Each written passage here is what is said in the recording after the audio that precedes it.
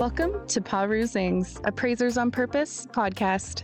Our podcast showcases inspiring appraisers and professionals from the industry who are leaders in their field. How did they get to where they are? What have they learned along the way? What can we learn from them? Your host is real estate investor, entrepreneur, and appraiser, Michael Hobbs. Welcome to another exciting, engaging, and informative episode of Perusing's Appraisers on Purpose podcast. I'm your guest, Michael Hobbs, and I'm excited once again to have another perspective from a peer that we probably just wouldn't know anything about without their generosity as well as their thoughtfulness to share a little bit about their time in and around the industry. But before we do that, so important in today's environment to do what only you can do, and that is go ahead and subscribe to this, whether you're on Apple Podcasts or you're over there on Spotify, or even if it's YouTube. You make the difference because your actions matter. And that helps get it out to more and more people, little by little and month by month and quarter by quarter, continue to have such an increasing impact. And thank you for what you do to make this difference. And speaking of thanks, I want to thank Jo for joining us. Jo, thanks for joining us here for this episode of Perusings. It's wonderful to be here today. Thank you. Oh, you're welcome. You're welcome. Jo, we want to know, were you born this way, or how did you get into and around the appraisal and valuation profession? Honestly, it was pure serendipity. Serendipity. Ooh, we don't hear that one too often in this industry. No, I didn't have any family members. I didn't have any friends in this profession. And Wow. truthfully, I knew very little about this profession. Not being the only person that says that. It was not strategic planning on my part whatsoever. It really was a series of unexpected events that led me here. And to be quite honest, I am grateful for where it brought me. Amazing. That's amazing. What was, did you grow up in and around any real estate at all, or were you just a No. professional I fisherwoman? grew up on a farm, and I started in college in pre-med, and I started working at a hospital and volunteer work. And immediately I realized, you know what? I don't want to be in the medical field. I really didn't care for what I saw at the hospital. Yeah. And so I went a completely different way. I changed my major to business management. Really? And when I graduated from college, I was in Iowa. At the time, there weren't a lot of jobs. Yeah. And so I went into retail management, and I thought, I'll go on retail management just so I can get some experience in management so then I can get into a different field. I did that for about a year. And then I went into working in health insurance. Wow. Really? In a claims operations team. Claims operations. That sounds scintillating. Well, my father always told me to do the best at whatever you do. And so I took that job very seriously. I went all the way to get a fellow in Life Management Institute, which is taking 10 courses at a master's level to get that designation. That's how serious I was about it, being in that profession. And that was about the time when we had President Clinton, and they were talking a lot about national health insurance. And very quickly, I'm like, you know what? This profession might not be here in 10 years or 20 years. Oh, goodness. Of course, I was wrong about that. Obviously, we still have health insurance, but I thought it was going to be nationalized at that time. And what happened was my husband and I, like most newlyweds at the time, we couldn't afford our first house. So we said, hey, you know what? Let's buy a fixer-upper. Oh, wow. Look at you all. So we didn't buy just a fixer-upper. We bought an FHA foreclosure. You guys got to say the deep end of the pool. Oh, yeah. And wow. At that time, HUD did not secure their properties. So they shut off all the utilities to this house. Wow. And so that meant there was no electricity. And so when we went to look at this house, I remember we went with flashlights because it was after dark and there was no electricity. And we flashed our we shine the flashlight down in the basement, and there's 3 feet of water because the sump pump was not running. Oh, goodness gracious. And the agent was like, okay, you probably don't want this house. And my husband was like, not so quick. Can you pay us to take it? He looks down, he looks, and he's, we can get this house really cheap with this water standing in the basement. How many people are going to want this? Well, it won't work. So he talked me into it. He did a lot of work with his father growing up, and they had a 1880s farmhouse that they renovated. Wow. So 1880s. he told me, hey, we can do this. I'm like, okay, I'm not very good at this stuff. I don't know how much help I'm going to be. And of course, we put our bid in and we won it. Wow, congratulations. That's exciting. I love that. Holy cow. What an amazing experience.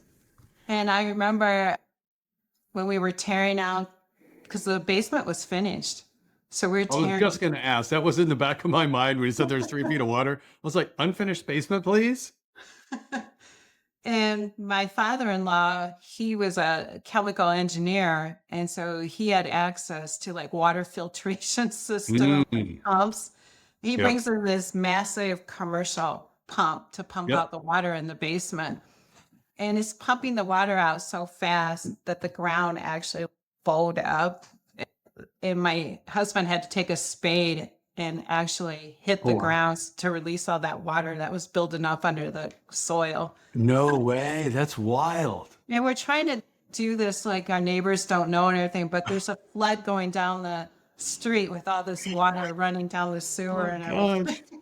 That's amazing. And then the grass was about 5 feet tall. And my father-in-law has a weed whacker and he's out there. So we couldn't use a mower yet. So he's with a weed whacker just cutting down all this grass and stuff. Oh, that totally makes sense. I mean, you literally, whether it's 3 feet or 5 feet, whether it's over about 8 to 12 inches, you got to have a riding mower or even like a tractor with an implement behind it that just comes in and just mows it down like a field.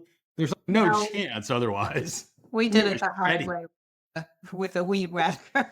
Oh my God, he probably was out there for weeks trying to get that knocked down. And I just remember walking around in the basement and tearing out this carpeting that had been water soaked for months. Yeah. It smelled so bad. It was heavy. It probably looked like it came out of an aquarium. My goodness. And I had wading boots on as we're walking around in the basement. People thought you were going fishing. Like, I got my waders on. I'm going to do a little bobber over here with a worm. And I just started crying. I'm like, what are we doing? Oh my gosh. And my husband, he was just so positive. He's just keep visioning the house, what it's going to look like when it's done. Just keep visioning the house. I love it. So we kept going to Home Depot and we're picking out like, hey, what type of flooring are we going to put in the basement? Oh, I love that. What are we going to do as far as like vanity in the bathroom and all that? And so I kept, every time I looked at something, I'm like, what is the return on the investment on this? Look at you. What's the return on investment? Pulled out the ROI from the healthcare field. If we put in hardwood versus carpeting, will we get our money back and how much more? Gosh, Joe, spoken like the true love language of valuation professionals. And that's when someone said, oh, there's a job out there because you're so passionate about this. You should really look at this job. I love that. And so I went to the local community college. I found out about the courses to take, and I didn't tell anyone. Like, I was like, really? I'm going to keep this as a secret. I told my husband, but no one else. I'm going to take these courses, see if I like them. I don't want anybody to know I'm even thinking of a career change. Let's just see what happens. Yeah. And so I worked full time. Then I would drive an hour to the community college because it was a couple counties over. Yeah, I get that. And then I would be there till 10 o'clock at night. And then I'd come home and then start my work day the next day. And I did that for a whole, I think, a semester and a half or so. Good for you. I didn't tell anybody. But you know what I was most excited about was going to that class every night. I can imagine because you're suddenly like, I do need to put hardwood floor in here instead of carpet. Or no, I'm not going to put Formica in. I'm going to upgrade a little bit more. Oh, no, we don't need to spend the money on those windows because, oh my goodness, that is so exciting. So I didn't want to tell anybody because I'm like, what if I fail the exam or what if I can't find a supervisory appraiser? No one will know that I tried this. Welcome. Welcome. Sounds familiar. And I don't know, just like I said, serendipity, everything just kept falling in place. And now I'm an appraiser, right? Yeah. Oh my gosh. That is phenomenal. So here, but wait, there's more. Just like a good Ginsu knife commercial from back in the 80s. So you are fortunate enough to have a significant other who is handy by nature of their upbringing. And Right. then you're fortunate as well to have pops coming over helping out. It sounds like you just brought the whole family in and we're just taking on this remodel as a family affair, as they would say. Oh, yeah. Everyone was very helpful. I love My that. family, his family. Yeah. And I even remember in September, it was really cold and we didn't have a furnace because the furnace was destroyed by the water sitting Yeah. down. Mm-hmm. And my father-in-law also knew some contractors and stuff. So he was able to get a furnace delivered. At that time, you had to be a contractor to put in a furnace. Oh yeah. My husband is down there at 2 a.m. in the morning. It's about 40 degrees in the What? house. He's putting this furnace together. Oh my gosh. That's what a gift. That time of the morning and that temperature. That's Yeah. that is a high demand time for people with the 24-hour emergency service calls and stuff. So from when you first got the property, how many months, I assume it's months, not years, was it before you all actually moved in? We moved in right away With after the we water in the cleared out basement? yeah, after we cleared out the water and Oh, we okay. bleached everything and we Oh, removed everything that was okay. water damage. So that was probably like a month or so. We were working and then we would work on Wow. the house in the evenings and every weekend. But while we were living in the house, we were working on it. Interesting. Because I remember one time, like looking through the framing from my bedroom to the living room. And there was a time too where we're putting up drywall and we didn't have the tools and stuff like contractors do. And Oh yeah. I'm holding this drywall out, this sheet of drywall as my husband is screwing it in. And when you have your arms over your head and you're holding a sheet of drywall, and I'm not the strongest person anyway. My Nope. arms are shaking from Mhm. the weight. You're losing strength, and I'm screaming at him, I'm losing this. I can't hold this anymore. But we had quite the adventure, but 3 good things came out of that. Our marriage survived, was the first. Congratulations. Your marriage survived. Woohoo.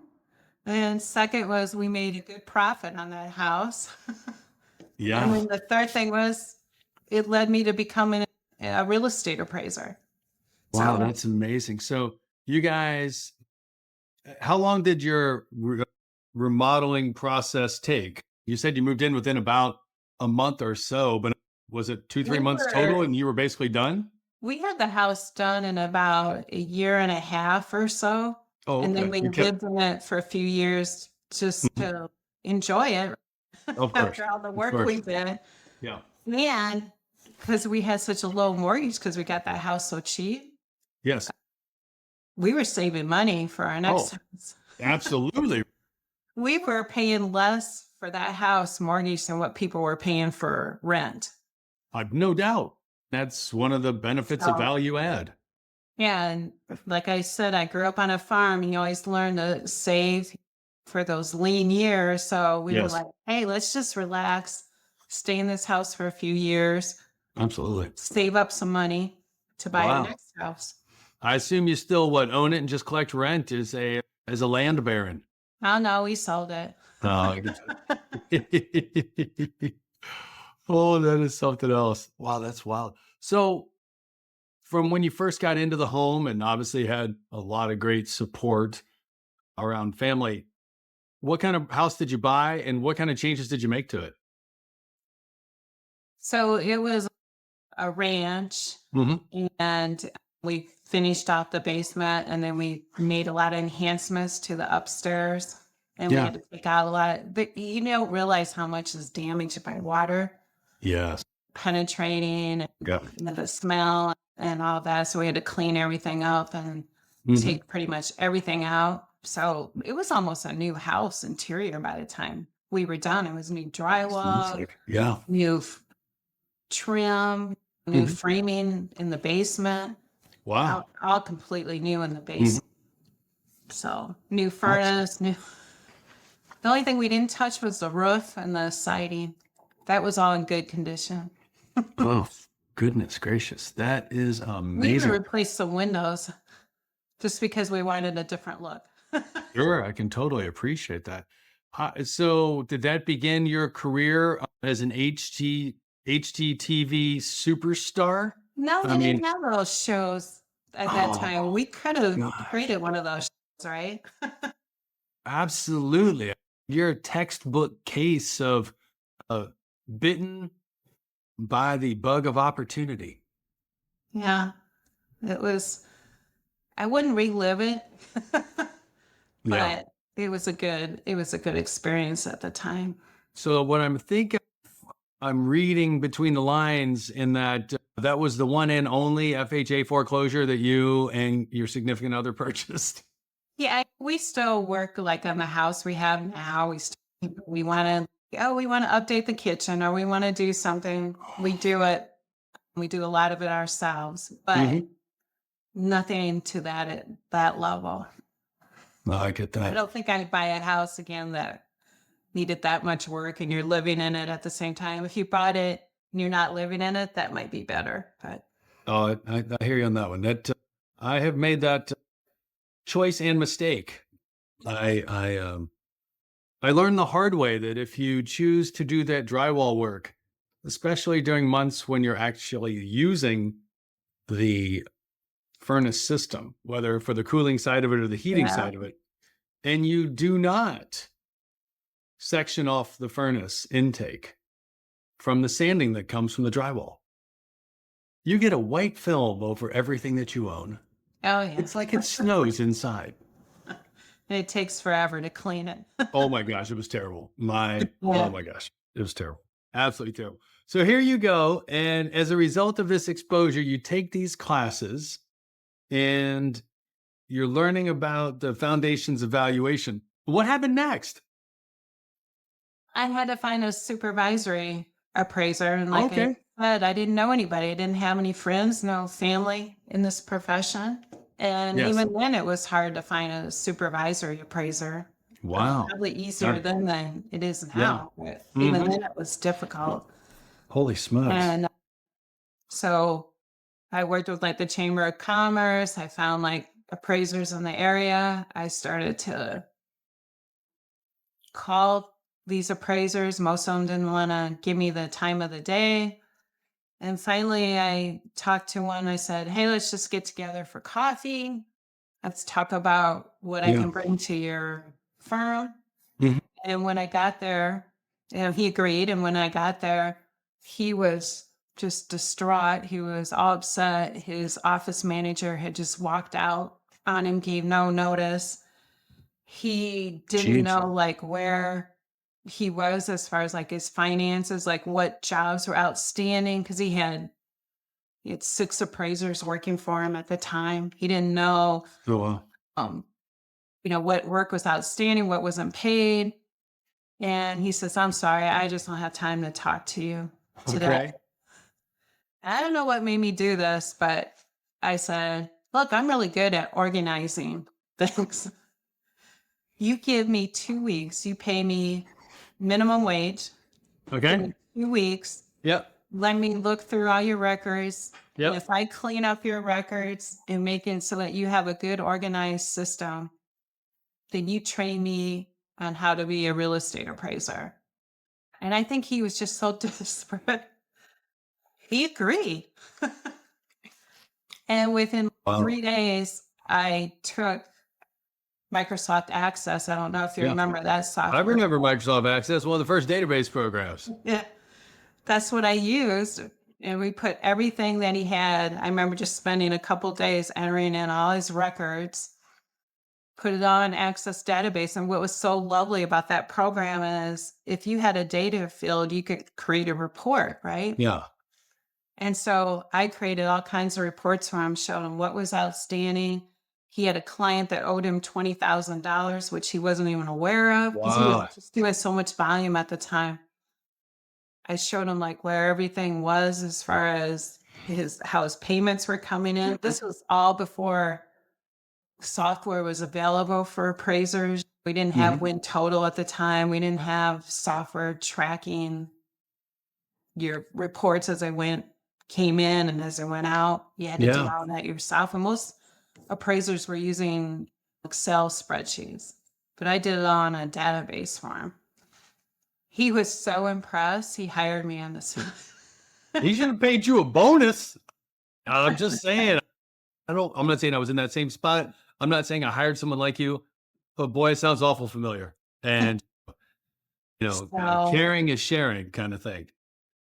So that's how I got my foot in the door. So that's what I always tell everybody. I'm like, you got to bring something to the office. You got to, if you're good at AI, social media, marketing, that's what you have to bring. Yes. To that supervisory appraiser.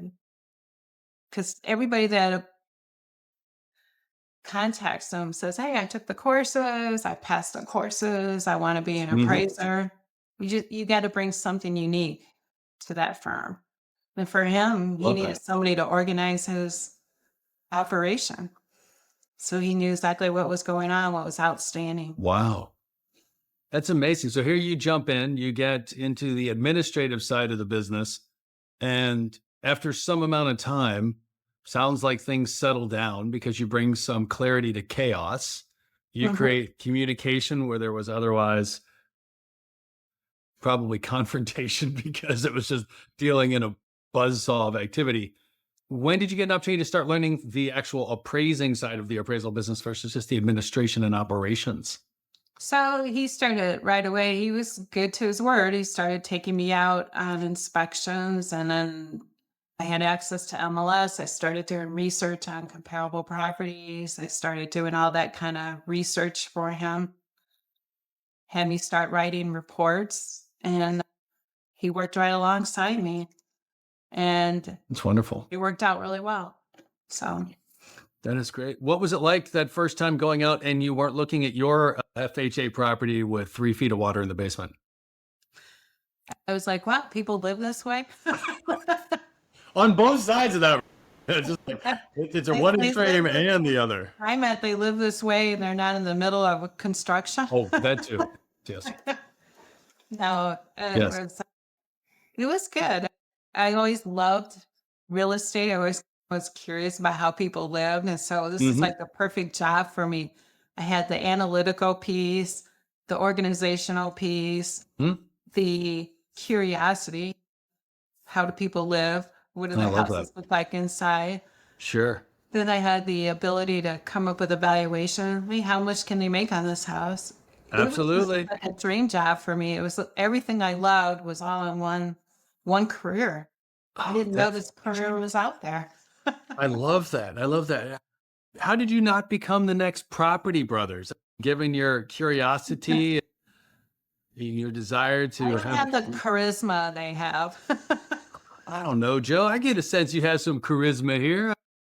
Maybe it doesn't show up all the time, just on a podcast. You know yourself better than we do. I just didn't have the charisma or the personality to do a show like that. And I didn't have the idea. Nobody had a show at that time. I wish I had thought of it. No, I totally agree with you on that one. I think the closest thing we had was This Old House with with Bob Vila. Yeah. Yeah, totally agree with you on that one. Yeah, that was good stuff back in the day. So that's wild. And was that, you mentioned there were 6 appraisers. Was it all residential and commercial? It was residential and commercial. Oh, and you got exposed to both from the start. Yeah, and I actually wanted to go into commercial, but instead we started working with a relocation company, and I did a lot of relocation appraisals. And Really? where I really found my niche Mhm. was doing luxury homes. Yes. And so I would do a lot of custom homes, new construction, Mhm. a lot of lakefront properties. Yeah. We were working for McDonald's and Pfizer. Yeah. Chicagoland area has a lot of these big corporations that were doing relocations. Sure. And they were like CEOs, CFOs, chief engineers, you name it. And they had multi-million dollar homes. Yeah. And I just love doing that work, like finding out the history of the house, working with Sure. the architect, Mhm. looking at the blueprints. And I was like, this is really my niche. And that's what I really focused on. And it just got around word of mouth. I didn't do any like marketing or advertising. They were just like, oh, you got this really high end, expensive home. Reach out to Jo Traut. She knows how to do these houses. I was really impressed with the work she did. And a lot of that came from my father. He always said, no matter what job you do, Yeah. always do the best you can, even if it's sweeping out cobwebs in the barn. Mhm. It is. Take pride in your work. Yep. And that's what I always tried to do. So Love I would that. always go a little bit further than other appraisers, putting in more detail, spending the extra time. A lot of appraisers are like, oh, I'm not getting paid for this, so I'll take shortcuts. I never thought Yeah. of it that way. I always like, my name's going on this. I want to be proud of the work. And word of mouth really Yeah. worked. Especially in that space. And if I'm not mistaken, and we've been so blessed to have a couple of years now, the podcast and double digit seasons, we've Mhm. really not had anyone talk about relocation, Joe. And I would love it if you'd take maybe a couple minutes and actually explain what it is, share your love and enthusiasm of that space. I was in this industry for a long time before I got exposed to it. And I'm like, ooh, this is different. 80% of all businesses fail within 5 years, according to the US Census Bureau.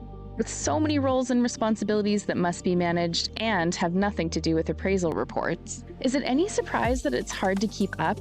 Much less having a sense of peace, stability, and profitability that comes from growing your business? Given all of this, you might already be thinking about exiting your business one day. Don't miss the limited opportunity to work with Michael, a real estate expert and professional coach.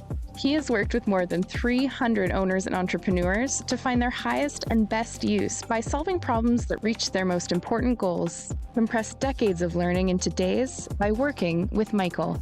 Michael is famous in real estate and business coaching. With his help, you can accelerate your growth, increase your quality of life, and earn more money, all while ultimately doing less. Michael helps you not just grow your business, but also find new purpose in it and in your life. If you're ready to take control instead of being controlled, contact him on LinkedIn or email him at michaelh@paru.com. Yeah, what I loved about relocation appraisals was everyone wanted you to be accurate.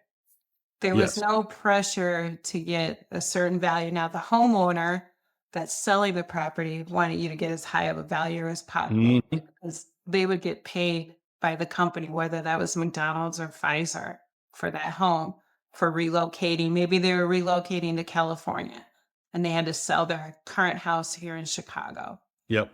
So they wanted you to get a high value. But for the most part, everybody wanted you to be accurate. And there was two appraisers that would appraise that property.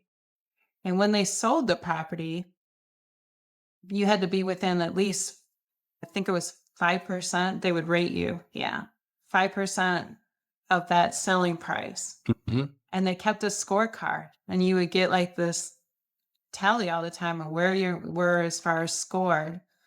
And so if you ever got outside that, you would lose business. So it was pressure to make sure that you really got that value accurate. So that's why you would take the extra time to really do the proper research, really Yeah. find out, hey, how is the railroad tracks behind this house going to impact this value? And but I loved it at the same time because you had that freedom to be accurate, no pressure. Yeah. Not like mortgage lending where, hey, we need this to do the loan. That's exactly the case. And It's because we got to do such nice homes and everything too, I love the architectural history. A lot of these homes were older homes. Yes. And so you would do all that history and everything too. And then you would have the person that's moving to Yes. Chicago, like they're going to be the new CFO at McDonald's, right? And they want to Yes. buy this $8 million house. And you would have to appraise it and say whether it's worth it. And you would give them a lot of background too about the schools and the neighborhood. Yes. You were allowed to do all of that at the time, especially for relocation appraisals. Yeah. And you know what? I totally appreciate you sharing that. Most people aren't familiar with it. Maybe they've not even been in a scenario like this. I remember my brother was being relocated for his job. And part of the agreement was his employer said, we're going to help you with the move. And he's like, okay, I'd expect you to help me. They're like, no, we're going to buy your house. He's like, what? He's like, "Well, not exactly, but we are essentially going to help you get from the Northeast down to the South. And we don't want your house to be an impediment to you being on site and working and to impede your family from getting rooted in this new city." And I was like, that's fascinating. And I remember him calling me up. He's like, hey, what do I do? And I'm like, I don't know. I'm like, I don't know what you're talking about. And come to find out, it went through the relocation process. As you said, there were two professionals that came out. They both developed their own opinions of what the property was worth, but then what their forecast was, what it was going to sell for. And I'm like, Right. what? People do forecasts? I'm like, come on, that's something else. And he was like, I think it's not right. Long story short, he was moving in a point in time where the economy was weakening and prices were starting to fall off. So obviously the forecast, sadly, was less than where it was at the present day, given the forecasting period, which is part of the assignment. And I was like, man, that's some cool stuff. And then sometime within that year, like you, had an opportunity, got connected to a firm that did relocation work. And I'm like, this is amazing. Like, where else in the industry, for me, up to that time, where else do you actually get a scorecard? You actually get a scorecard, not like you turned it in on time. Oh, good job. You turned it in on time. And oh, good job. You have a good quality score. But like, you actually know what you're doing, such as you looked at the data and you looked into the future and you said, it's going to sell in 97 days. And especially when it hasn't been listed, that's the cat's meow. You're like, this is truly like testing your own skills. Because it's not like, oh, it's been on the market for a little bit and get some broker feedback. It's like, hasn't been listed at all. And you're like, what is this thing going to sell for at some point in the future and for how much? And then they give you a grade and they tell you, hey, you're really good at this. Oh, wow, you suck. Like you blew it by a mile. And I heard both of those in my time doing relo. And it's amazing, Joe. And I'm not surprised at all. You must have been very good at it because relo companies talk to each other and they're like, hey, who's good? Who? Because it's either a win-win or a lose situation. If you're off, somebody's going to pay the price. If you're on, then everybody has a little less upset. Right. No one's overpaying too much. No one's getting a little less money than they should. Yeah, that relo space is wild. And one time I even did a relocation appraisal in Lake Bluff, Illinois. Ooh. And it was for the CEO of the relocation company, but nobody Yes. told me. It was like a blind name. Ooh. And she was so impressed with, and I'm trying not to brag here, but she was so impressed with the appraisal. Joe, you're not bragging. You're just you're restating someone else's experience. She sent me like a whole canister of cookies. Come on. Nobody ever sent me a canister of cookies. Quite the Sent me brag. some nasty grams over the years, but no canister of cookies. Oh, I had my share of nasty grams too. Oh, man. Congratulations. That's fantastic. Wow. It is. She said and I remember what she said too, how she said, I'm a little nervous about buying this house in Lake Bluff. I don't know the community. I don't know this neighborhood. I don't really know how houses do. And she said the appraisal gave her peace of mind. because I Yeah. described the schools, the community, what was going on in the market. And she felt much better about her decision to buy that house. That's fantastic. Congratulations. Because if someone's not have through an employment opportunity being moved from one place to another, then this doesn't happen. Relocation is not needed. And it does just because someone is getting employed or either their firm is moving them or their next employer Right. is creating an opportunity doesn't mean that there's actually going to be the guaranteed home sale buyout. So that's quite an accomplishment. And so then sounds like you ascended to the top of the mountain and then you just retired. No, not quite that. No, not the case. No, but what I mentioned, like you do your best and you get word of mouth.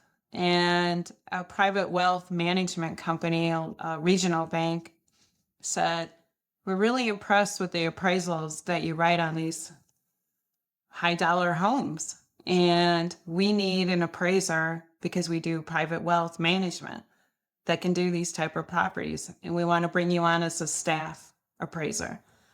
And I was like, Wow. "Oh, I really like working for myself and having my own company." And they said, "Well, throw in a company car and you can work remote." And at that time, working Wow. remote was It's in the text I sent was you. unheard of. It was quite the luxury at that time. Yeah. Holy cow. That's amazing. Too. And we'll pay you for your vacation time. And I'm like, wait. You're like, what? You actually value me as a human being contributing in your business stuff? Now it was a Ford Focus was the car, but still. it was a car. Congratulations. It's still paid for automobile. Nothing against Ford Focus. It's just, I understand. it wasn't a luxury car. Let's put it that way. I get that. I get that. So I thought, what the heck? Let's do it for a while. And then I really liked that. But then that bank was bought out by another bank as the banks kept like merging. Oh, I see. Wow. And then they that was, reverted your Ford Focus? They took my Ford Focus away. Oh, no. And I got with a different bank and doing portfolio operations there, looking at and Really? doing review work. So I got into review appraisals on high-end properties that was done throughout the country. And that was very interesting because now I'm learning about properties in Seattle and San Diego and Miami and so forth. And looking at how other appraisers do it, I learned so much doing that review work. And then I eventually became chief appraiser at the Wow. bank. Congratulations. That's exciting. And now I'm in education. Wow. And that's what I love about the podcast is, first of all, thank you for accepting my invitation to be a guest. But second, no, actually, a number of people actually have met you or interacted with you because of your role. But aside from that, a lot of people have not. And even if they have, they may not know that you were the FHA flood queen. I mean, you had real roots when you got started in this space, but you've also been through a lot of the different roles and responsibilities around the industry and bring a lot of perspective that not everyone will get an opportunity to experience. So really appreciate that. So now you see why I say it was serendipity. It just, one thing kept happening and opening up a Get it. different door and going a path I never even thought of. I totally get that. Absolutely. I'm 100% with you from that standpoint. Who would have thought? And as you pointed out, there's some things that were in your control. There were things definitely beyond your control, such as, hey, my employer got bought by another institution, and thank goodness they kept me and continue to move through. So you go from being in the field, you get an opportunity to go and work for a company. Then you get an opportunity to move out of the production side of things and into review. What was that experience like? Because many people haven't had an opportunity to do review. And I personally think it's an eye opener. I wouldn't call it a course. It's a curriculum in and of itself. You see so many appraisals that you would never see working in your own little echo chamber in your own market. And you see how things are done differently regionally. Like I had no idea that things were so different. And Oh, yeah. hurricane areas like in California, and you look at how the appraisers value properties and how they come about doing it differently, but they're all right. Yes. They have the logic, the way they do it, it works. And Yes. so it's a real eye opener. Hey, there's a lot of different ways to approach the same problem and end up with a pretty similar opinion of value. But you also see Yeah. like the dichotomy. Like I couldn't believe this. You'll get two appraisals that come in, and one says the property is worth 6 million, and the other one says it's worth 15 million. Isn't that what reload's all about too? It's not exactly that, but it's. I don't think the reloads were ever that far apart. I don't think that part. If they were, there was a definite problem. But Yeah, somebody's getting thought bumped off that that. you would see that at the bank, and you're like, Yeah. how can one appraiser say it's worth 15 and one say it's worth 6 million? And then they completely use different comparables. They look at the property completely differently. Yeah, And totally agree. then trying to figure out which one was most credible. Sometimes it was a low one, sometimes it was high one, sometimes it was somewhere in between. Yeah. And then getting a third appraisal sometimes. And that one Yes. sometimes was completely off too. And you're Oh my like, goodness. That is so true. That is so true. Wow. I enjoyed that because that was like a puzzle, right? Yeah, it is. Let's figure this out. Who has the best logic? Who has the best data? Who approached this problem the best? Yeah. I learned so much doing review work. It's insight you can never get being by yourself or even working with the small appraisal firm I did, because the small appraisal firm, we were all doing things fairly similar. So we were all trained by the same supervisory appraiser. So we mimicked a lot of things that he did. Yeah. But when you do review work, you see all these different possibilities, Yep. techniques. They're all methodology is methodology, but there's still different ways of doing it. Yeah. And That so write true. the reports. That was amazing. Really, really, from the standpoint of say more about it, because I think that's a phenomenal experience. to be Some people exposed to. are really good at writing reports and supporting their hypothesis, which is their opinion of value. And then other people are like, almost give you nothing. It's just a form to them. Let's just complete the Yep. 1004, which is going to be our future URAR. Just complete the form. Yes. Don't give you anything more. Don't explain anything. I Yes. adjusted the bathrooms at $5,000 a bathroom. Okay. Yeah. How big's the home? Doesn't matter. How much did it sell for? It doesn't matter. It's 5,000. You're like, thank you. Thank you for helping me understand how well you understand the market. Are they no insight? Like, why did you choose these comparables? Why Yes. did you go 5 miles out to a different city? There could be a very logical reason, but they just wouldn't explain it.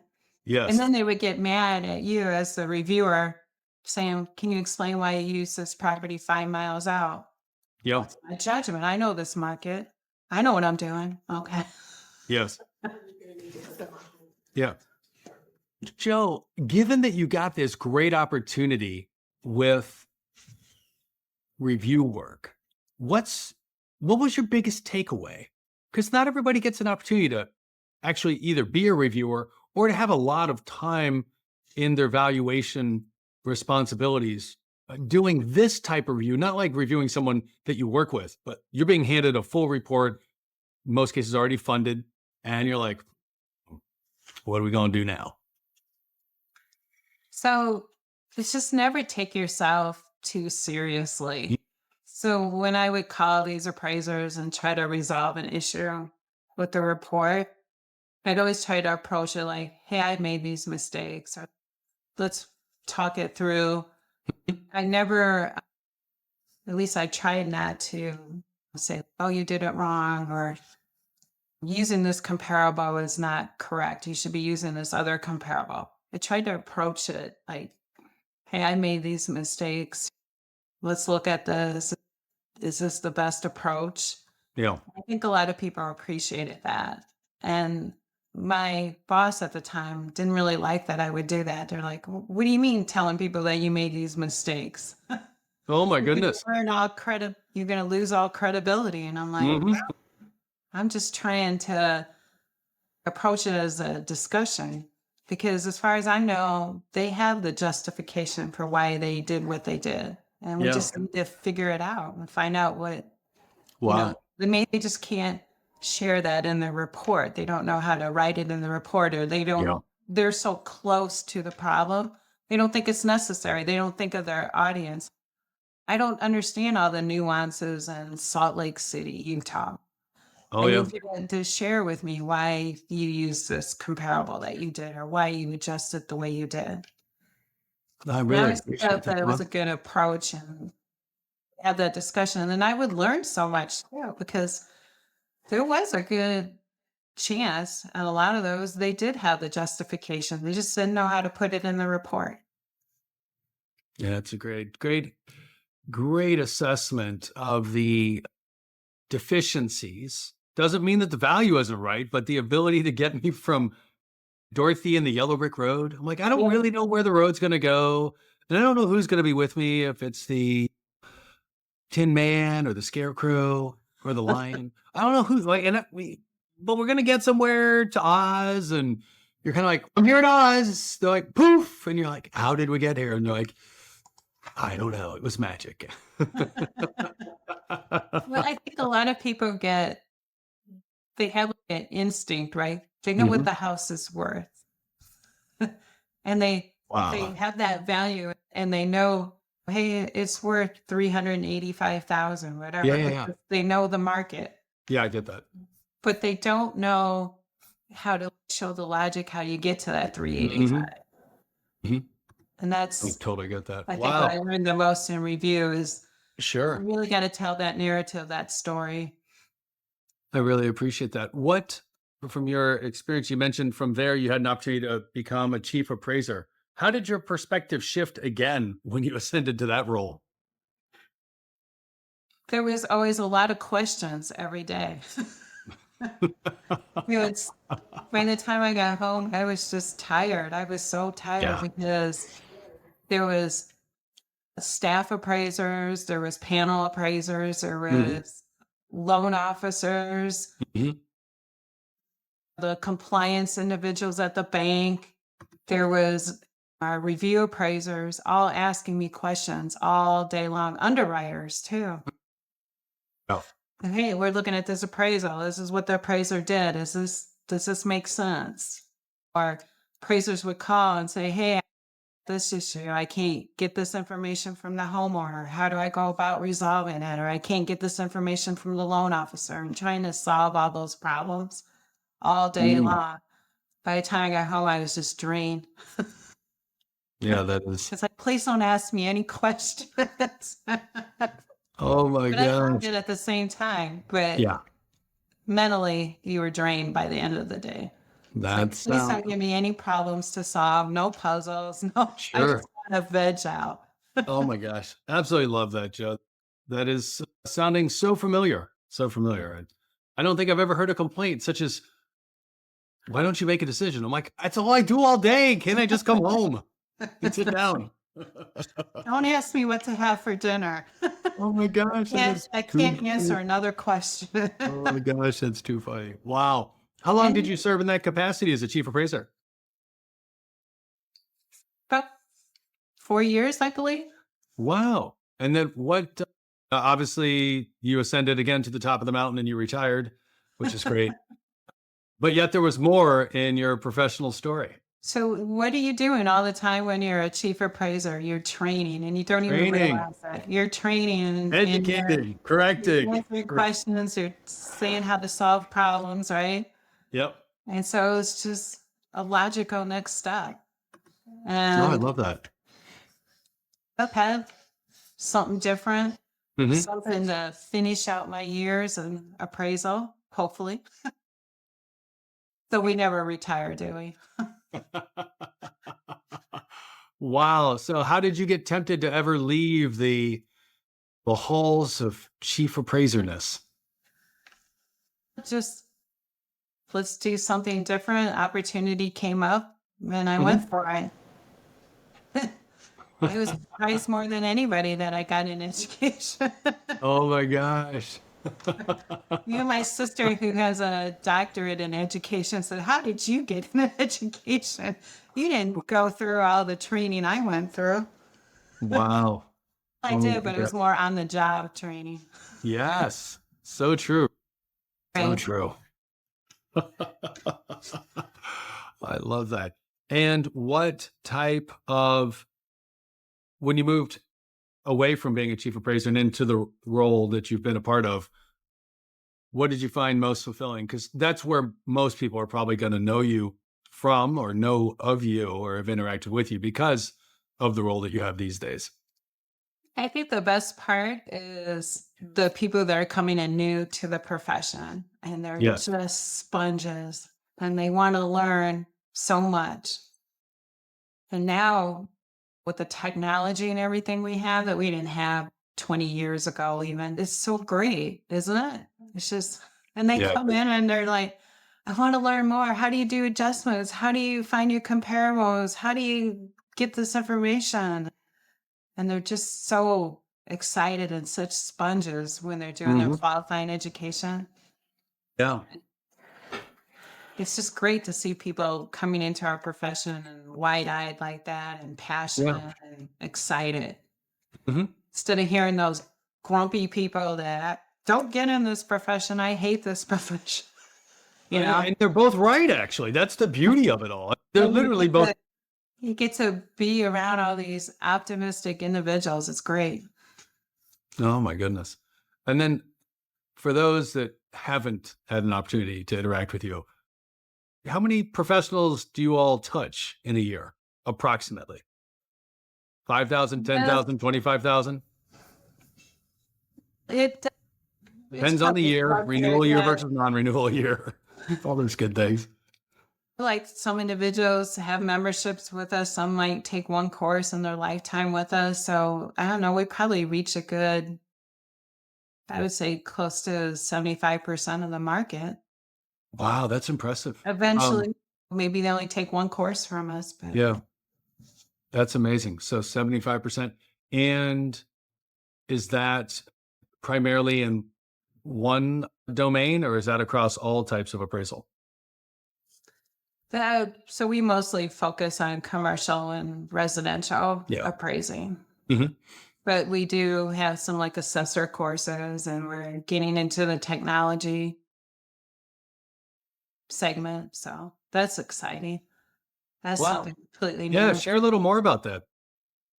That's Well, intriguing. with AI, for example, a lot of appraisers are afraid of what AI is going to do.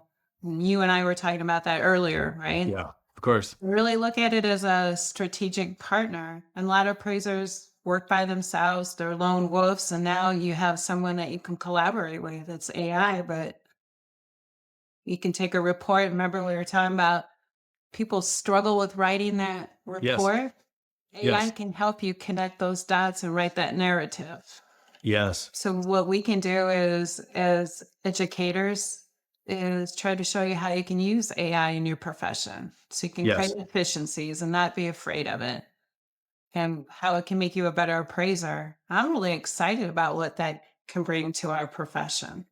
Yes. I think it's going to enhance it. It's going to make us all better appraisers, because now we don't have to sit there and focus so much on cleaning up data and organizing the data. AI can do a lot of that for us, and we can do what we do best, which is analyze the data, make the decisions, decide what that Mhm. opinion of value is, and then let AI help us with connecting those dots.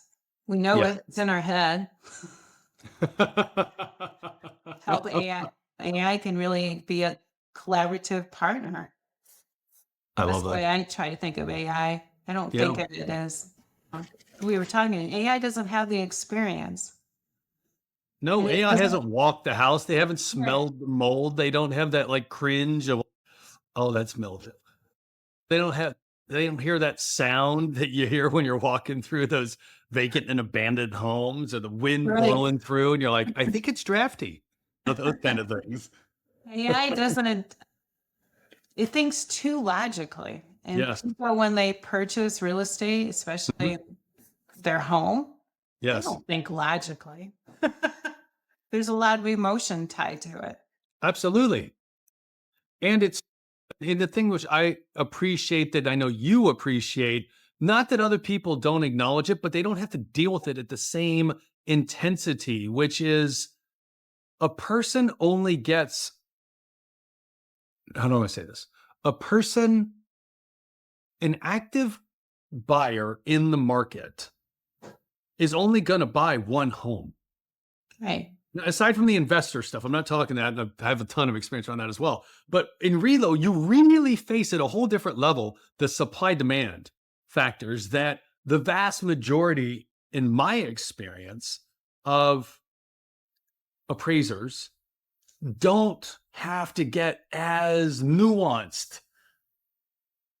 Don't have to be as nuanced about it, because it's about, hey, there's already a contract where we're determining market value versus I'm literally forecasting the sales price.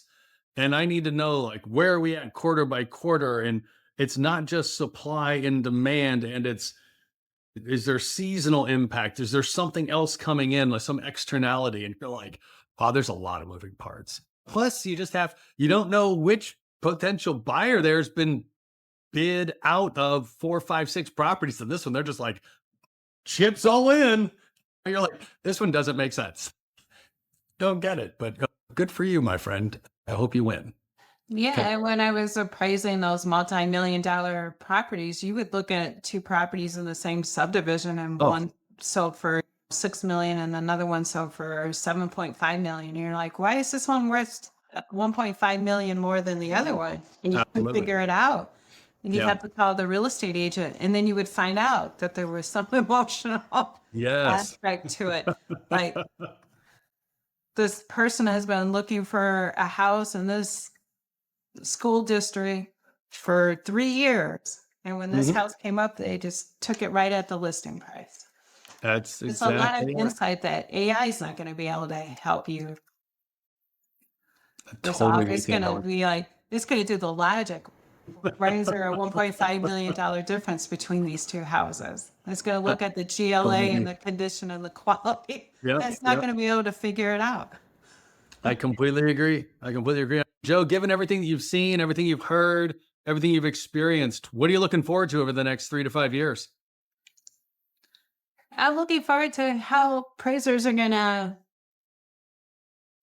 embrace AI and how they're going to use it in their day-to-day appraising. I think it's something to really look forward to, not to be afraid of, but to say, hey, this is technology that's really going to help us. How can we embrace it? How can we use it to be more efficient?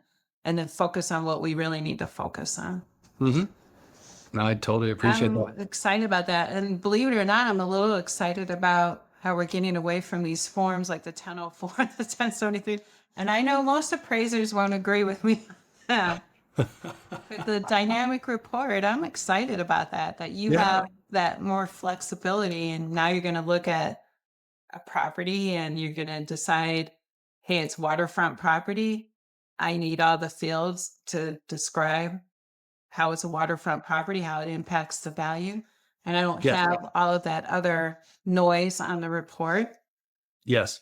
And you have all that flexibility, and you can actually get in there and put in the details that you need to. You don't have 3 lines to write your narrative. Absolutely. Totally the I'm case. excited about it. I know a lot of my colleagues might not agree, but I think it's a good thing. I think once we get over that learning curve, I think everyone will see, like, why didn't Fannie Mae and Freddie Mac do this years ago? What took so Hard to long? argue with that. Hard to argue with that. Good perspective. Yeah. Definitely hard to argue with that. Oh my goodness. Joe, I really appreciate you joining us and sharing such an interesting perspective on the industry, on your investing success, that journey of continuing to do value add remodeling and making homes even more valuable, because you're making the right choices on those ROI, but more importantly, how you've really pieced together quite an interesting profession and how you're now able to really not only contribute, but also share and give back from a practitioner and first person perspective. I really appreciate that. It's been quite the journey, but I wouldn't change a thing. So Love that. Absolutely love that. Love that. Friends, as I mentioned, informative, energetic, and engaging. Jo, we just want to again say thanks for joining us. Really appreciate you being part of Perusing's Appraisers on Purpose podcast. thank you.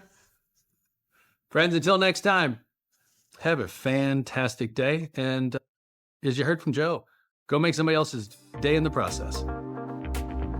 Thanks for listening to this week's episode of Perusing's Appraisers on Purpose. We hope you enjoyed learning from the amazing professional paths and achievements of our beloved guests.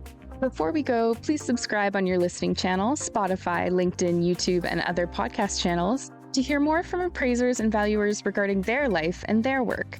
After you drop a comment below, who is one friend and peer you can generously share this episode with? If you have any suggestions or questions for future episodes, we'd love to hear from you. Just send us a message on LinkedIn and we'll be sure to get back to you. Thanks again for listening, and until we're together again for the next session of Perusing's Appraisers on Purpose, create the change that you seek.